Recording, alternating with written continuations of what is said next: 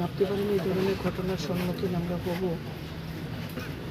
বা অনুরাগ যে এভাবে চলে যাবেন এটা আমরা স্বপ্নেও ভাবিনি। তো ভালো অফিসার, দক্ষ অফিসার ছিলেন এবং যখনই যে ব্যাপারে পুলিশ প্রশাসন নিয়ে যখনই কিছু প্রয়োজন হয়েছে ওনার কাছে ছুটে যেতে কখনো দ্বিধা করেননি এবং উনি সবসময় আমাদেরকে সহযোগিতার হাত বাড়িয়ে দিয়েছেন।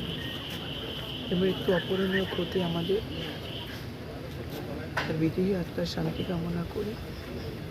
ওনার মিসেসের সাথেও কথা হয়েছে, ছেলে আসছে কালকে অভিষেক, সম্ভবত ওনাকে দিল্লি নিয়ে যাওয়া হবে। এখন অবধি এরকমই চূড়ান্ত এবং কালকে হেডকোয়ার্টার্সে ওনাকে গার্ড অফ অনার দেওয়া হবে। এটুকুই, কিছু বলার নেই। ছেলে কি আগরতলায় আসবে নাকি? যতটুকু এখন অবধি যতটুকু প্লেন দিল্লিতেই ও আসবে, কানাডা থেকে দিল্লিতে আসবে, কারণ ওনাদের আত্মীয় স্বজন সব দিল্লিতেই আছেন।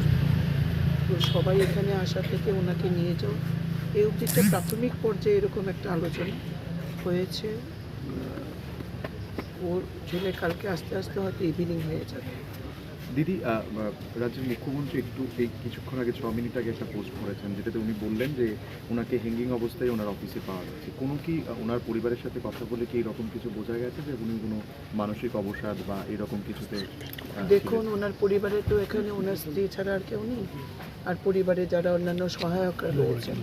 স্ত্রী এই পর্যায়ের এই পরিস্থিতিতে তার এই পরিবেশ নেই বা এই মানসিকতা নেই আমাদেরও যে তাকে এই সমস্ত ব্যাপারে তাকে জিজ্ঞেস করা।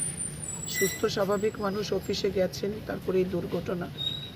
বিশেষ করে আমি একজন মহিলা হয়ে আরেকজন মহিলাকে তার স্বামীর মৃত্যুর পরপরই এই ধরনের প্রশ্ন করব, এটা আমার বিবেক আমাকে অনুমতি দেয়নি।